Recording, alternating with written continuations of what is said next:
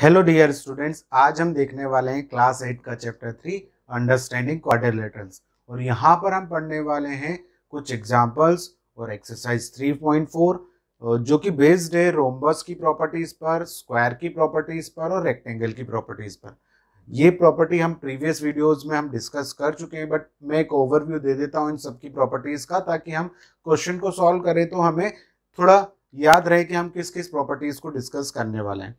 तो मैंने यहाँ पे दो एग्जाम्पल भी लिख रखे हैं और एग्जाम्पल्स जो आपकी टेक्स्ट बुक में उनको भी हम सॉल्व करेंगे। तो पहले हम प्रॉपर्टीज को समझ लेते हैं वन बाय वन रोम्बस की। पैरेललोग्राम की प्रॉपर्टीज तो आपको पता ही होगी, फिर भी मैं एक बार उन्हें जस्ट एक ओवरव्यू दे देता हूँ। तो पैरेललोग्राम क्या होता है? पैरेललोग्राम होता है हमारा, देखा होगा आपने, इस टाइप का जो शेप होता है, दिस इज अ पैरेललोग्राम।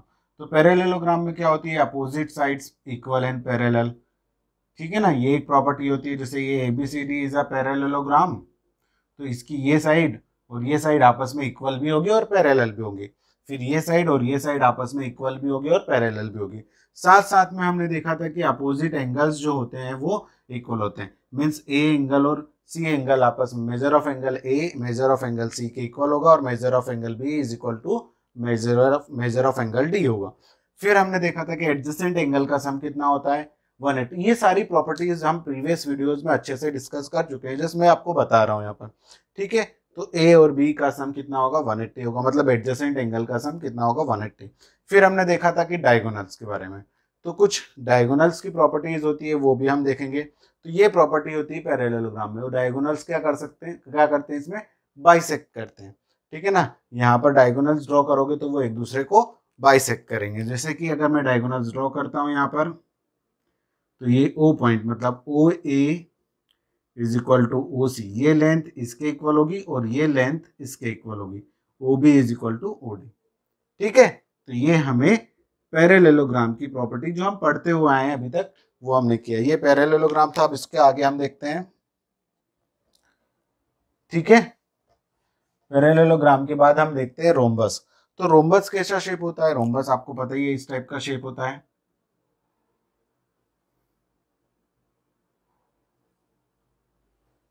ठीक है ना, रोम्बस की क्या खासियत होती है कि उसकी चारों साइड जो होती है वो पैरेललोग्राम की प्रॉपर्टी को तो अक्वायर करता है, बट उसको कुछ स्पेशल क्वालिटीज भी उसके अंदर होती है। जैसे पैरेललोग्राम में जो जो चीजें हमने पढ़ी वो तो इसके अंदर होगी ही होगी। अपोजिट एंगल्स इक्वल होंगे, फिर अपोजिट साइड्स पैरेलल होगी और इक्वल होगी, ये भी होगा। बट इसमें कुछ स्पेशल ये थी कि अपोजिट साइड्स पैरेलल और इक्वल तो होती है, बट इसमें सारी साइड्स इक्वल रख दिए। मतलब अगर ये 4 लेंथ की है तो ये सारी भी 4 लेंथ की होगी और पैरेलल और इक्वल तो होगी ही होगी। फिर हमने देखा था कि अपोजिट एंगल्स इक्वल होंगे। फिर हमने देखा था कि यहाँ पर जो डायगोनल्स होते हैं वो बाइसेक्ट तो करते हैं, बट कैसे बाइसेक्ट करते हैं? परपेंडिकुलर बाइसेक्ट करते हैं। कैसे बाइसेक्ट करते हैं? परपेंडिकुलर बाइसेक्ट करते हैं। मीन्स ये एंगल जो होंगे वो 90 डिग्री के होंगे। अगर ये ABC and D is a rhombus, तो AO is perpendicular on BD। ठीक है ना, यहाँ पर अगर हम देखें तो ये इसके ऊपर परपेंडिकुलर होगा। AO is perpendicular on BD। और ये तो आपको पता ही है, ये आपस में इक्वल होगा। बाइसेक्ट कर रहा है मतलब वो पैरेललोग्राम में जो हो रहा है वो तो हुई, बट इसके साथ यहाँ पर एक स्पेशल प्रॉपर्टी ऐड हो गई।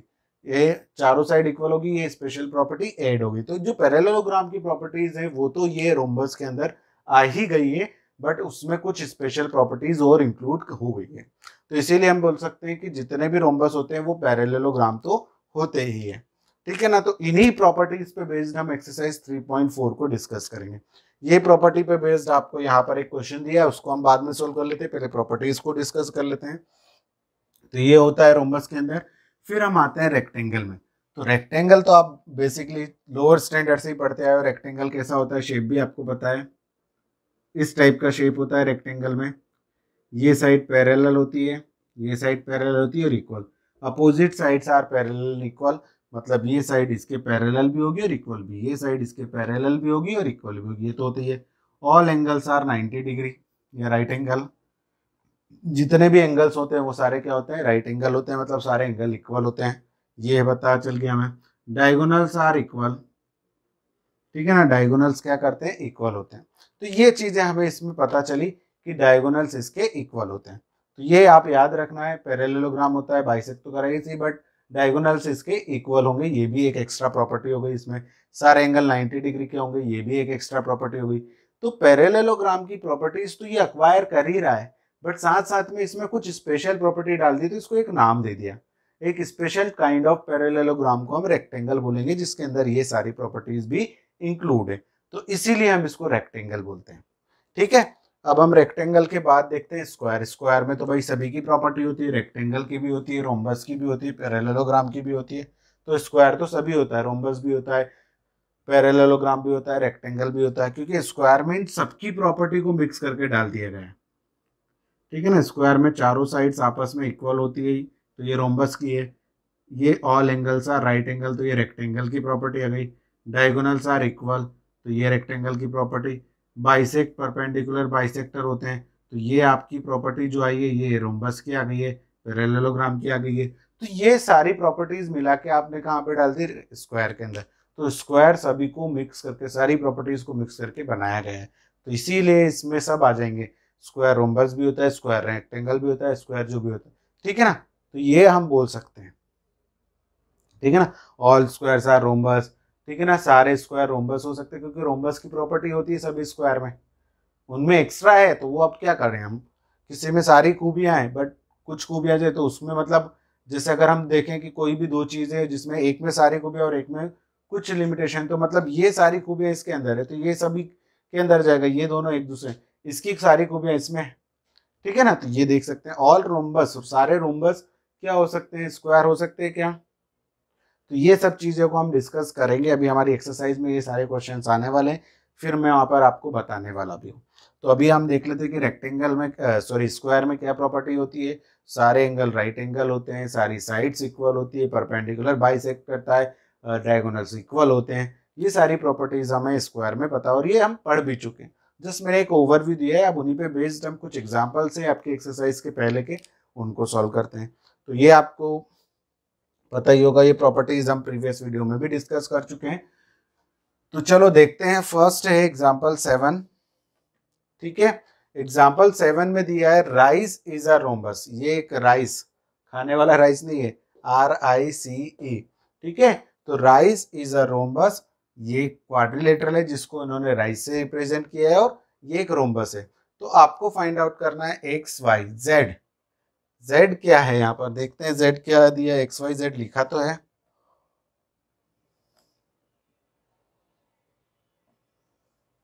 अच्छा, Z ये वाली साइड को इन्होंने बोला है। ठीक है, चलो तो XYZ हमको फाइंड आउट करना है, तो हम फिगर को थोड़ा सा बड़ा करके बना लेते हैं ताकि हमें अच्छे से दिखाई दे।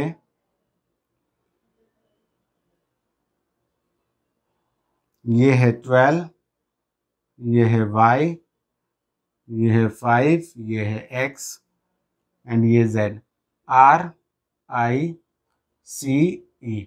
अब ये एक रोम्बस है, तो रोम्बस में हमें पता है कि ये परपेंडिकुलर बाइसेक्ट करते हैं, डायगोनल्स क्या करते हैं, परपेंडिकुलर बाइसेक्ट करते हैं। बाइसेक्ट करते हैं मतलब ये अगर O पॉइंट पर मिल रहे हैं, let O is the intersecting point of diagonal. ठीक है ना, तो वी नो दैट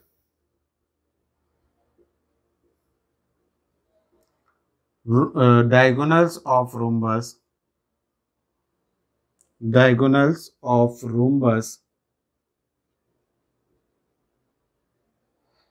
perpendicular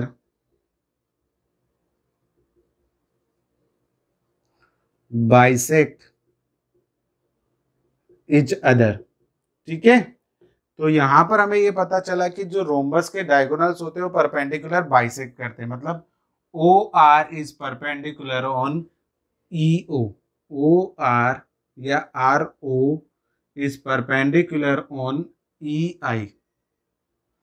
ठीक है ना, therefore the RO is perpendicular EI and OR is equal to OC, जो कि कितना है 12 है, सेंटीमीटर में है तो centimetre, and OE is equal to OI, जो कि क्या है 5 है। 5 यूनिट है, सेंटीमीटर में है तो सेंटीमीटर में लिख देना है, स्क्वायर में तो स्क्वायर में। तो हमें ये तो x की वैल्यू तो मिल गई, मतलब x होगा हमारा 12, सॉरी x नहीं, y होगा हमारा 12 और x होगा हमारा 5, क्योंकि OE की वैल्यू है x, OE की वैल्यू x है तो वो 5 के इक्वल होगी।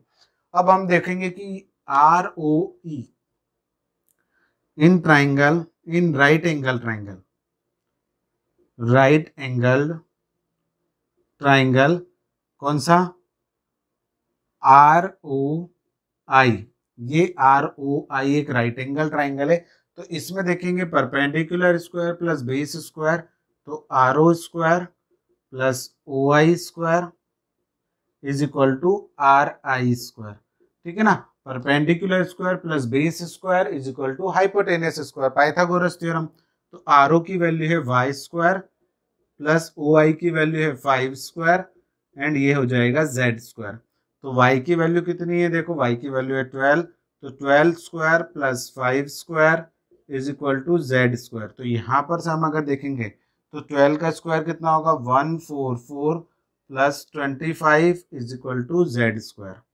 तो जब इसको हम सॉल्व करेंगे यहाँ पर तो कितना हो जाएगा 144 प्लस 25 तो हो जाएगा 169 is equal to z square.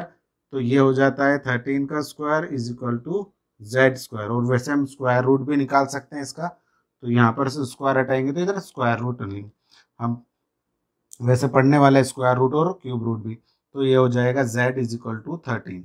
अब सेंटीमीटर में दिया है तो सेंटीमीटर में लिख देना है, मीटर जो भी यूनिट है आपको लिख देना है। तो ये वैल्यूज आपको याद रखनी है कि कैसे निकाली हमने रोम्बस की ही प्रॉपर्टी का यूज करके इनको सॉल्व किया है। तो ये आप नोट डाउन कर लीजिए। एग्जांपल आपका ये था 7 नंबर, ठीक है ना। एग्जांपल 7 को हमने यहाँ पर सॉल्व किया है। अब हम देखते हैं नेक्स्ट एग्जांपल 8। तो एग्जांपल 8 भी क्या है, एग्जांपल 8 में हम देखेंगे जो रेक्टेंगल है उसकी प्रॉपर्टी को ही यहाँ पर बताया गया है कि जो रेक्टेंगल है वो ही प्रॉपर्टी को हमें यहाँ पर यूज करना है रेक्टेंगल की और उसको सॉल्व करना है क्वेश्चन को।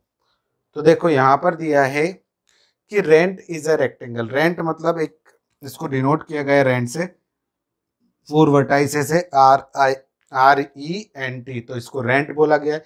Rent is a rectangle, its diagonal meet on O, तो O पर मीट कर रहे हैं। If OR is equal to 2x plus 4 and OT is equals to 3x plus 1। तो ये अपन चलो नोट डाउन कर लेते हैं, यहाँ पर लिख लेते हैं क्या क्या चीजें। हमें एक रेक्टेंगल दिया है, ठीक है ना, RENT, तो ये एक रेक्टेंगल है, ठीक है ना। O पर मीट कर रहा है और ये वैल्यू दे रखी है 3x plus 1 और ये वैल्यू दे रखी है 2x plus 4। तो डायगोनल क्या करते हैं, बाइसेक्ट करते हैं और डायगोनल इक्वल भी होते हैं रेक्टेंगल में। तो हम देखेंगे यहाँ पर एग्जांपल 8 की अगर हम बात करें तो डायगोनल्स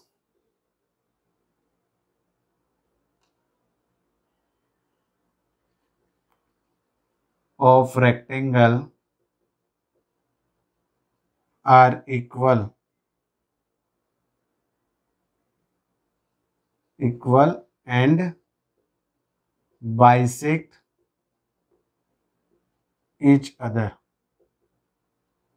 ठीक है ना। अब डायगोनल्स क्या होते हैं, इक्वल होते हैं और बाइसेक्ट करते हैं एक दूसरे को। तो अगर हम देखें तो OT is equal to OE, ठीक है ना, OT is equal to OE हो जाएगा, ठीक है। OT इज इक्वल टू क्या हो जाएगा OE, ये हो गई अपनी equation first. And OR is equal to हो जाएगा ON, ये हो गई अपनी इक्वेशन सेकंड। अब डायगोनल्स इक्वल होंगे मतलब TE इज इक्वल टू हो जाएगा RN, डायगोनल्स आर इक्वल, ठीक है। डायगोनल्स क्या है आपस में इक्वल है, तो ये हम बता देंगे कि TE। अब TE किससे मिलके बना है, TO से, OT प्लस OE से। तो OT प्लस OE, मैंने TE को क्या लिख दिया OT plus OE and OR plus ON, तो OR प्लस ON। अब देखो OE को मैं OT फिर से लिख सकता हूं, ठीक है ना। क्यों लिख सकता हूं, क्योंकि OE की वैल्यू O2 की इक्वल है और ON को मैं OR भी लिख सकता हूं क्योंकि दोनों आपस में इक्वल है। तो कितना OT हो गया 2OT और 2OR, ठीक है ना, 2 से 2 कैंसिल कर दिया बिकॉज ये नीचे जाएगा तो डिनोमिनेटर, तो यहां से हमें पता चला कि OT is equal to OR, ठीक है ना, OT is equal to OR। अब ये हमने क्यों लिखा यहाँ पर, ठीक है ना, because OT is equal to OE and OR is equal to ON, ये दिया था हमको, ठीक है ना, तो इसीलिए हमने उनकी वैल्यूज को रिप्लेस कर दिया। अब OT की वैल्यू आपको गिवन है, देखो OT दिया हुआ है 3x+1 और OR भी आपको गिवन है, OR गिवन है आपको 2x+4। तो जब इसको हम सॉल्व करेंगे 2x इधर आएगा तो माइनस का हो जाएगा और ये 4 के बाद में 1 उधर जाएगा तो 2x माइनस x हो जाएगा, x इज इक्वल टू 3। तो इस टाइप से हमें क्वेश्चंस को सॉल्व करना है, हमें देख के क्वेश्चंस को घबराना नहीं है। सिंपल प्रॉपर्टी अगर आपको आती है तो आप अगर प्रॉपर्टी अच्छे से समझ गए हो, उनको अप्लाई करना सीख गए हो, तो आप प्रॉपर्टी के बेस पे ही जितने भी क्वेश्चंस होते हैं, क्योंकि इनमें ज्यादातर क्वेश्चंस प्रॉपर्टी के बेस पर ही होते हैं, उनको आप आसानी से सॉल्व कर लोगे। तो ये आप नोट डाउन कर लीजिए, फिर हम देखते हैं कुछ और एग्जाम्पल। बच्चों अभी यहाँ पर कोई भी एग्जाम्पल नहीं बचे हुए हैं, तो अब हम देखते हैं एक्सरसाइज 3.4 को। तो एक्सरसाइज 3.4 का फर्स्ट क्वेश्चन है स्टेट ट्रू एंड फॉल्स। कुछ स्टेटमेंट्स लिख रखे हैं हमें true and falls on the basis of properties, property पे बेस्ड कुछ ट्रू फॉल्स लिख रखे हैं, उन्हें हमें सॉल्व करना है। और फिर हम सेकंड क्वेश्चन है कि यहाँ पर दो प्रॉपर्टी लिखी है, उन पे बेस्ड हमें आइडेंटिफाई करना है कि ये किस क्वाड्रिलेटरल के अंदर ये प्रॉपर्टी होती है। तो फर्स्ट है, देखो स्टेटमेंट, आपको प्रॉपर्टी पता हो नीचे तो आप स्टेटमेंट ट्रू और फॉल्स बता सकते हो। ऑल रेक्टेंगल्स आर स्क्वायर, तो जितने भी रेक्टेंगल होते हैं वो स्क्वायर होते हैं। स्टेटमेंट को समझिए, जितने भी रेक्टेंगल होते हैं वो सारे के सारे स्क्वायर होते हैं। बट स्क्वायर में तो चारों साइड इक्वल होती है, रेक्टेंगल में चारों साइड इक्वल होती है क्या? इन्होंने बोला जितने भी रेक्टेंगल होते हैं वो स्क्वायर होते हैं, तो ये फॉल्स हो जाएगा। बट अगर ये बोला जाता है कि जितने भी स्क्वायर होते हैं वो रेक्टेंगल होते हैं, तो रेक्टेंगल में जो प्रॉपर्टी है वो स्क्वायर में अगर मिल रही है तो वो पॉसिबल है। बट यहाँ पर जो स्क्वायर में प्रॉपर्टी है वो रेक्टेंगल में नहीं मिलेगी। हमें ये पता है कि स्क्वायर में जो डायगोनल्स होते हैं इक्वल होते हैं और राइट एंगल होता है, तो ये तो है, बट स्क्वायर में चारों साइड क्या होती है? इक्वल होती है, बट रेक्टेंगल में नहीं होती। तो सारे रेक्टेंगल क्या नहीं हो सकते? स्क्वायर नहीं हो सकते। इन्होंने बोला कि सारे रेक्टेंगल स्क्वायर होते हैं, तो ये हो जाएगा हमारा फॉल्स, ठीक है, ये हो गया। अब इन्होंने बोला कि ऑल रोम्बसेस आर पैरेललोग्राम, मतलब जितने भी रोम्बस होते हैं वो पैरेललोग्राम होते ही है। तो अपन देख लेते हैं कि पैरेललोग्राम की प्रॉपर्टी रोम्बस में आ रही है कि नहीं आ रही है, जितने भी स्क्वायर होते हैं, सॉरी जितने भी रोम्बस है उसमें। तो अपने को पता ही है कि पैरेललोग्राम में अपोजिट साइड इक्वल होती है, रोम्बस में भी होती है। पैरेललोग्राम में एंगल्स, अपोजिट एंगल्स इक्वल होते हैं, रोम्बस में भी होते हैं। बाइसेक्ट करते हैं डायगोनल पैरेललोग्राम में, रोम्बस में भी बाइसेक्ट करते हैं। फिर पैरेललोग्राम में और क्या दिया होता है? बस यही प्रॉपर्टी होती है। तो ये सारी प्रॉपर्टी जो पैरेललोग्राम में वो रोम्बस में मिल रही है। तो जितने भी रोम्बस है, रोम्बस में एक्स्ट्रा प्रॉपर्टी है, हमें एक्स्ट्रा प्रॉपर्टी से कुछ नहीं, जितनी भी प्रॉपर्टी पैरेललोग्राम में वो रोम्बस में है या नहीं। तो हमें देखना है कि पैरेललोग्राम में जितनी भी प्रॉपर्टी है वो रोम्बस में, जितने भी रोम्बस होते हैं उनमें सब में होती है। तो ऑल रोम्बस आर पैरेललोग्राम, तो यहाँ पर हो जाएगा ट्रू स्टेटमेंट, ठीक है। फिर हमने देखा कि all squares are rhombuses and rectangle, तो रोम्बस की प्रॉपर्टी भी स्क्वायर में होती है और रेक्टेंगल की प्रॉपर्टी भी स्क्वायर में होती है। यहाँ पर हमें देखना है कि पीछे वाले की प्रॉपर्टी इसमें आ रही है कि नहीं आ रही। तो देखो स्क्वायर में जो प्रॉपर्टी वो रेक्टेंगल में नहीं आ रही, बट रोम्बस की प्रॉपर्टी स्क्वायर में भी होती है और रेक्टेंगल की भी प्रॉपर्टी स्क्वायर में होती है। तो जितने भी स्क्वायर होते हैं वो रोम्बस भी होते हैं, क्योंकि रोम्बस में चारों साइड इक्वल होती है, तो इसमें भी होती है भाई। रोम्बस में डायगोनल बाइसेक्ट करते हैं परपेंडिकुलर, इसमें भी बाइसेक्ट करते हैं। रोम्बस में अपोजिट साइड पे, तो ये सारी इस प्रॉपर्टीज में आ रही है। तो रेक्टेंगल में जितनी भी प्रॉपर्टी वो स्क्वायर में आ रही है, तो means all squares are rhombuses and rectangle, तो ये भी ट्रू हो जाएगा, ठीक है। चलो अब हम आगे बढ़ते हैं। All squares are not parallelogram, होते हैं भाई, क्योंकि पैरेललोग्राम की जितनी भी प्रॉपर्टी है वो स्क्वायर में होती है, तो जितने भी स्क्वायर होंगे वो सारे पैरेललोग्राम होंगे। तो हम बोल सकते हैं, तो ये स्टेटमेंट हो जाएगा फॉल्स, क्योंकि ये बोल रहा है कि नहीं हो सकते, हो सकता है। फिर ऑल काइट्स आर रोम्बसेस, तो रोम्बसेस में क्या होता है?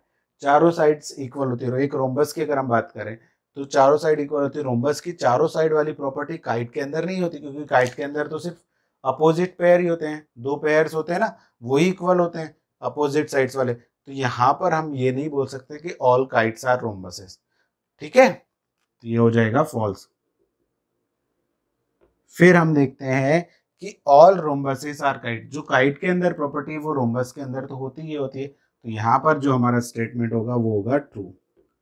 ठीक है, फिर हम देखते हैं ऑल पैरेललोग्राम्स आर ट्रेपेजियम। तो ये अब हम देखना है कि ट्रेपेजियम की जो प्रॉपर्टी है वो पैरेललोग्राम में होती है या नहीं होती है। तो ट्रेपेजियम की प्रॉपर्टी जो है वो पैरेललोग्राम में होती है ना। तो ट्रेपेजियम की अगर अगर होती है नहीं होती बताइए आप, आपको क्लियरिफाई हो जाएगा कि ट्रेपेजियम जो कैसा शेप होता है हमारा, ट्रेपेजियम शेप होता है हमारा इस टाइप से, ठीक है ना। ये तो ट्रेपेजियम में एक साइड क्या होती है, पैरेलल होती है, वन पेयर, तो पैरेललोग्राम में वन पेयर तो मिलेगा ना पैरेलल, दूसरा एक्स्ट्रा प्रॉपर्टी। फिर एडजेसेंट एंगल का सम 180 होता है, तो इसमें भी एडजेसेंट एंगल का सम 180 होगा। तो जितना भी हम बोल सकते हैं कि जो पैरेललोग्राम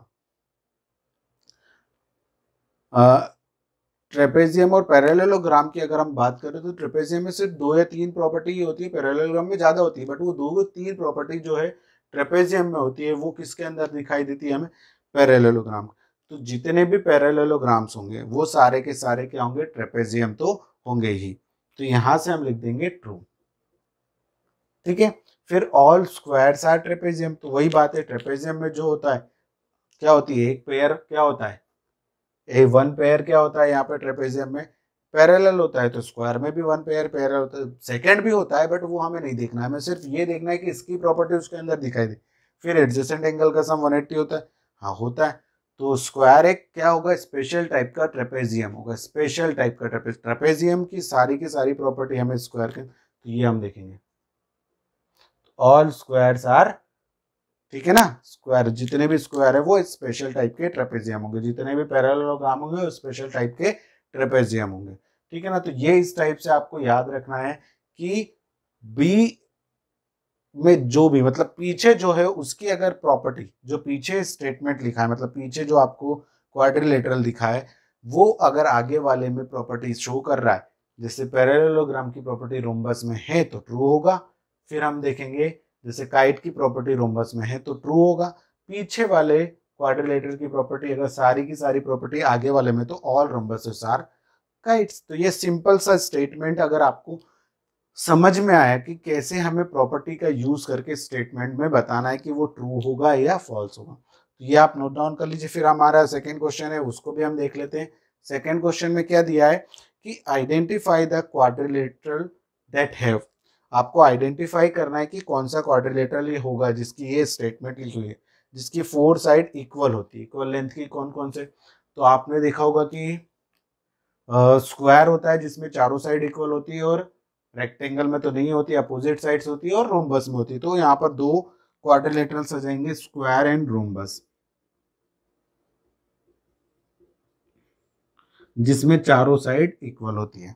फिर अगर हम देखें नेक्स्ट क्वेश्चन है 4 राइट एंगल्स, तो चारों एंगल राइट एंगल होते हैं, ये किस में होता है, स्क्वायर में तो होता ही है क्योंकि स्क्वायर में सारी प्रॉपर्टी होती है, और रेक्टेंगल में भी होता है। ठीक है ना, रेक्टेंगल के सभी एंगल क्या होते हैं, राइट एंगल होते हैं। तो इस टाइप से आपको स्टेटमेंट देख लेने हैं और आप इन्हें नोट डाउन कर लीजिए। बच्चों अब नेक्स्ट क्वेश्चन है question number 3, explain how a square is a quadrilateral. आपको बताना है कि स्क्वायर को हम एक क्वाड्रिलेटरल क्यों बोल रहे हैं। तो square is a quadrilateral because it has 4 sides and 4 angles। ठीक है ना, इसकी क्या होती है, 4 साइड होती है, 4 एंगल होते हैं। फिर अगर आपसे पूछा गया है नेक्स्ट क्वेश्चन में कि स्क्वायर एक पैरेललोग्राम क्यों होता है, तो a square is a parallelogram because, parallelogram के अंदर क्या होती है, opposite sides, because in square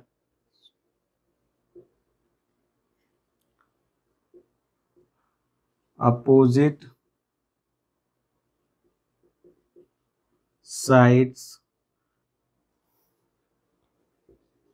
are parallel and equal.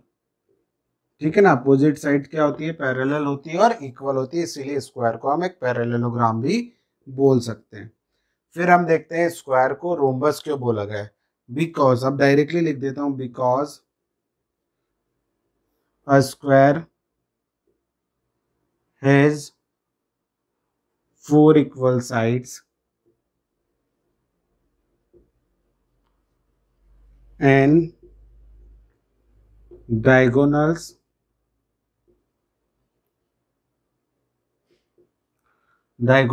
are perpendicular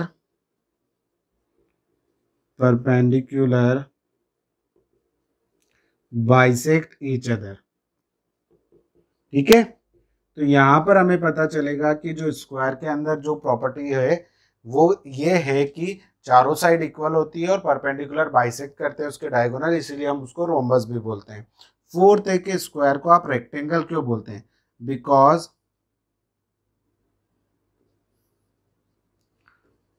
a square has 4 right angles and have equal diagonals।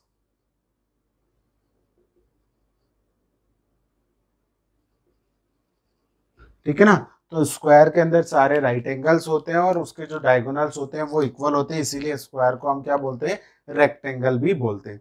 तो आपको बताना है कि रेक्टेंगल क्यों बोलते हैं, क्योंकि उसमें स्क्वायर में सारे राइट एंगल होते हैं जो कि रेक्टेंगल के अंदर भी होते हैं और डायगोनल्स इक्वल होते हैं, इसीलिए हम उसको रेक्टेंगल बोलते हैं और स्क्वायर को भी हम रेक्टेंगल बोल सकते हैं। तो चलो ये हो गया।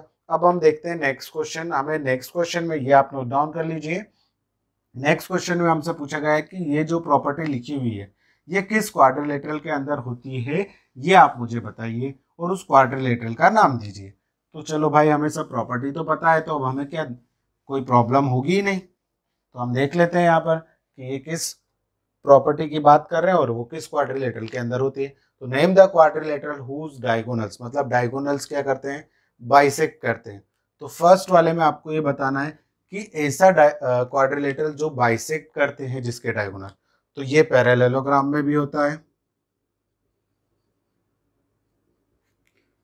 फिर रोम्बस में भी होता है, फिर रेक्टेंगल में भी होता है एंड स्क्वायर में भी होता है। सभी जो क्वाड्रिलेटरल्स यहाँ पर लिखे हुए हैं सभी में डायगोनल बाइसेक्ट करते हैं। ठीक है, फिर यहाँ पर लिखा है कि परपेंडिकुलर बाइसेक्ट करते हैं। तो परपेंडिकुलर बाइसेक्ट दो ही जगह पर होते हैं, रोम्बस एंड, जिसमें चारों साइड इक्वल होती है उन्हीं में परपेंडिकुलर बाइसेक्ट होते हैं। तो चारों साइड इक्वल किस में होती है, रोम्बस और स्क्वायर में। डायगोनल्स इक्वल किस में होते हैं, जिसमें चारों राइट एंगल्स होते हैं, वो क्वाड्रिलेटरल्स में ही डायगोनल्स इक्वल होते हैं। तो इसमें आ जाएगा रेक्टेंगल एंड स्क्वायर। ठीक है ना, रेक्टेंगल और स्क्वायर के अंदर ही डायगोनल्स इक्वल होते हैं, रोम्बस और स्क्वायर के अंदर, रोम्बस और स्क्वायर के अंदर ही डायगोनल परपेंडिकुलर बाइसेक्ट करते हैं। बाइसेक्ट तो सभी में करते हैं बट परपेंडिकुलर बाइसेक्ट इन दोनों में ही करते हैं, और इक्वल किस में होते हैं, स्क्वायर और रेक्टेंगल। तो अगर आपको प्रॉपर्टीज सब पता है तो आप ये सारी चीजें कर सकते हो। तो आप ये नोट डाउन कर लीजिए, फिर हम देखते हैं नेक्स्ट क्वेश्चन। बच्चों अब हम देखते हैं next question, question number 5। Explain why a rectangle is a convex quadrilateral. तो एक्सप्लेन करना है कि रेक्टेंगल एक कॉन्वेक्स क्वाड्रिलेटरल क्या होता है। तो कॉन्वेक्स क्वाड्रिलेटरल के बारे में मैंने आपको बताया था कि जो कॉन्वेक्स क्वाड्रिलेटरल होता है उसके डायगोनल्स कहाँ होते हैं, अंदर ही, क्वाड्रिलेटरल के अंदर लाई करते हैं, और जो उसके एंगल्स होते हैं वो कोई भी एंगल 180 डिग्री से ज़्यादा नहीं होते हैं। ठीक है ना, इंटीरियर एंगल क्या होते हैं, 180 डिग्री से ज़्यादा नहीं होते। तो हम एक रेक्टेंगल बना लेते हैं। तो यहाँ पर हम आंसर 5 में लिखेंगे, because all angles of rectangle less than 180 degree है straight angle, and the diagonals of rectangle lie inside the rectangle.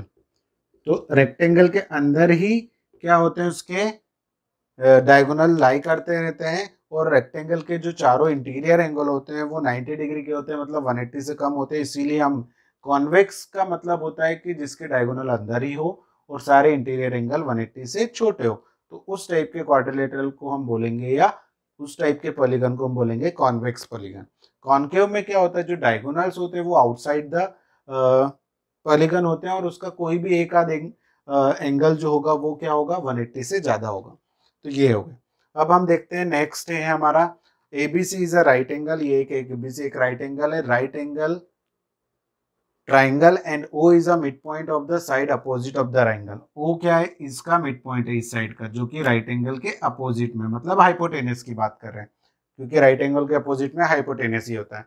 तो explain why O is a equidistance from A B C. तो हमें बताना है कि ए B सी से ये ओ क्या है, इक्वी डिस्टेंस पर है, ठीक है ना। तो हम क्या करते हैं, इसके पैरेलल यहाँ पर एक लाइन ड्रॉ कर लेते हैं इस टाइप से, और ये बना देते हैं। तो ये क्या बन गया, एक राइट एंगल है, तो यहां पर भी राइट एंगल होगा,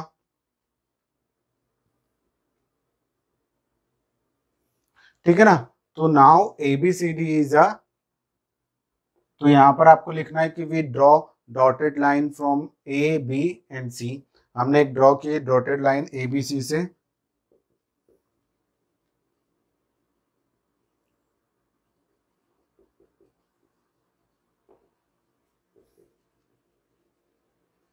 A B and C,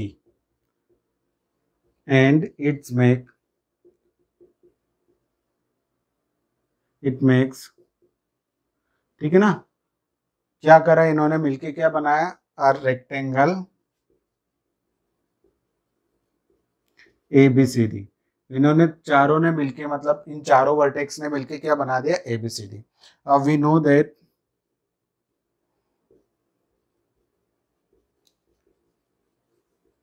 diagonals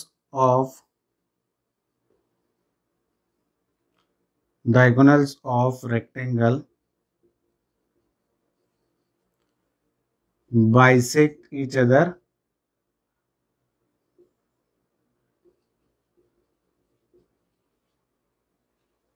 and equal to each other।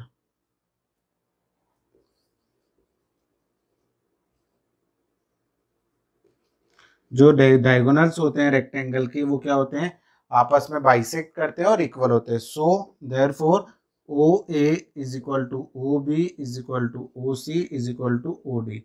देखो ये डिस्टेंस जो होगी, ओ से ए की डिस्टेंस, ओ से बी की डिस्टेंस, ओ से डी, तो O is a mid, O is equidistance, therefore O is a equidistance from A B and C. तो यहाँ पे लिखेंगे O is equidistant, O is equidistance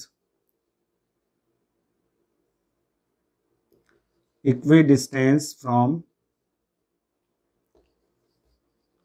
point A, B, C and D। D से भी equidistance पर होगा, तो इन चारों पॉइंट से इक्विडिस्टेंस पर होगा, क्योंकि जो रेक्टेंगल के डायगोनल्स होते हैं वो बाइसेक्ट करते हैं और इक्वल भी होते हैं। तो ये जो डिस्टेंस होगी वो, तो ये चारों का डायगोनल्स का मिड पॉइंट होगा, मतलब ये इससे भी इक्वल डिस्टेंस पर है, इससे भी इक्वल डिस्टेंस पर, और डी से भी इक्वल डिस्टेंस पर होगा। तो इस टाइप से हमें प्रॉपर्टीज पता है, तो उन्हीं पे बेस्ड हम क्वेश्चंस को आसानी से कर सकते हैं।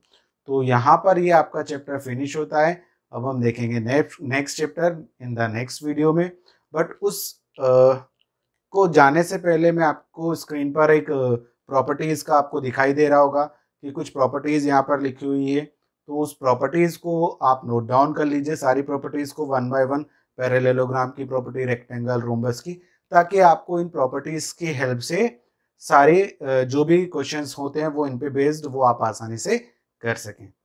Thank you.